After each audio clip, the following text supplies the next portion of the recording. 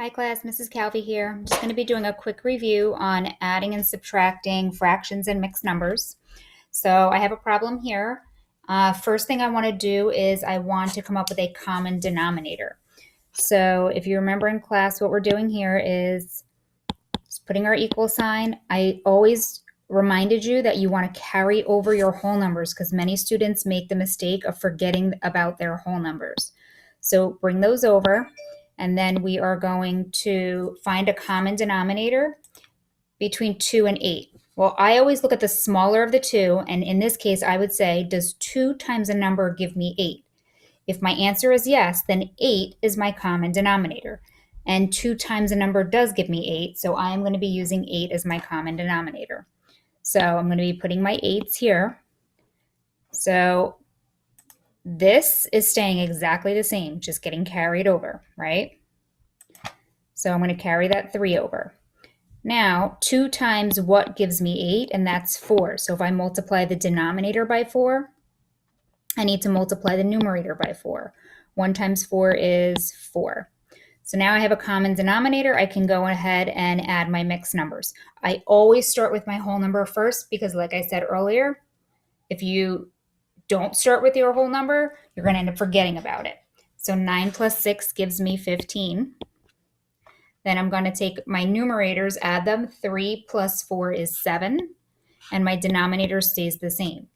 Now, if for some reason I could simplify this, you have to simplify, right? So you must simplify for the assignment. In this case, I cannot simplify 7/8 any further, so my final answer is 15 and 7/8. Okay, let's go to addition. Is pretty simple. Just make sure you come up with a common denominator and simplify down. Let's go ahead and do some subtraction problems. Okay, so I have a subtraction problem here. Again, it is with a mixed number.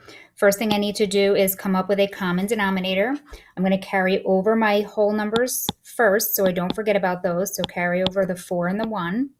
And then I need to come up with a common denominator between 5 and 10. So I look at the smaller of the denominators, which is 5. Does 5 times the number give me 10? My answer is yes. So 10 is my common denominator. If for some reason the smaller number times the number doesn't give me my larger denominator, you would just multiply these denominators together and you can use that as your common denominator. But in this case, 10 is a common denominator. So my 3 just gets carried over. 5 times 2 is 10. So then we have to multiply that 4 by 2. So 4 times 2 is 8. Okay, so here, now we can subtract. So 4 minus 1 gives me 3.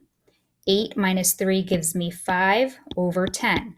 Don't forget, if you can simplify, we must simplify.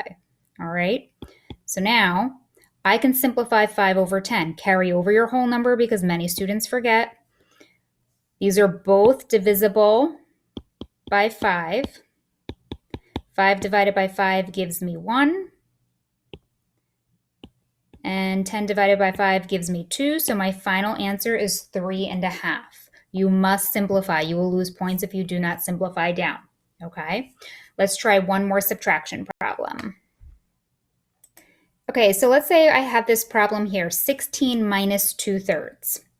Now, one thing you have to remember, first of all, line this up vertically. Whole numbers should be lined up with whole numbers. Fractions should be lined up with fractions. So I'm going to rewrite this as 16 minus, and my 2/3 is going to go over here. Okay? So I do not have a whole number with my 2/3. There's nothing there. But I need to have a fraction here to make it easier. So if you remember from class, I'm going to borrow 1 whole from the 16. That's going to become 15. And I'm going to put a whole fraction in this place. Now, because this denominator is 3, I want my denominator on the top to be 3. Well, how do I make a whole fraction? What over what? Well, if the numerator and the denominator are the same number, that makes 1 whole. So I'm going to borrow, like I did here, borrow 1 whole, and I'm just replacing it here. So I did not change the value of the problem. I just changed where it's located. All right. So now I'm going to go ahead and subtract. Always work with your whole number first so you don't forget about it. 15 minus 0 is going to give me 15. 3 minus 2 is going to give me 1 out of 3, and obviously this cannot be simplified down. Okay, so if I had another problem, I'm going to do one that has a whole number in the bottom as well. All right, so if I had this problem here, I'm going to line it up vertically. My whole numbers get lined up. And I'm going to borrow from the 23 one whole. This becomes 22. I want this fraction to have a denominator of 2, so it's the same as this fraction. And in order to make it a whole, I make that a 2 on the top. So 22 minus 4, 18. 2 minus 1 is 1 out of 2, 18 and a half, and that cannot be simplified down. Okay, so I'm going to give you one more example of a different type of a scenario that you can come across. Okay, last type of problem you may come across.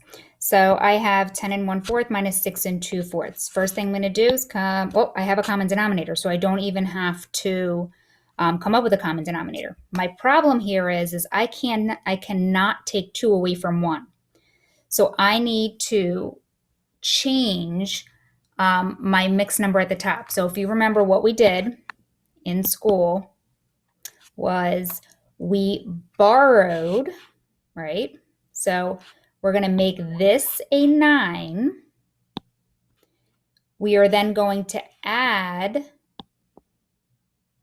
the numerator and denominator, and that becomes our new numerator. So my whole number is 9.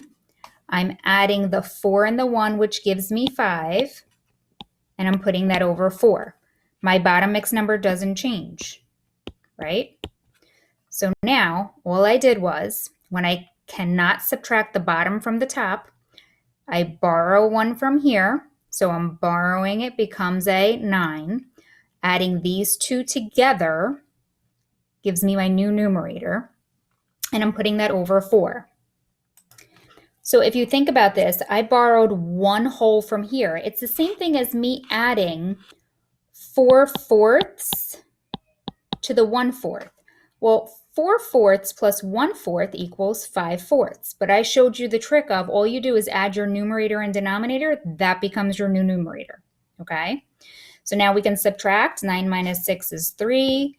5 minus 2 is 3 out of 4, 3 and 3/4, and that cannot be simplified down. Okay? I hope this was helpful. I will talk to you soon.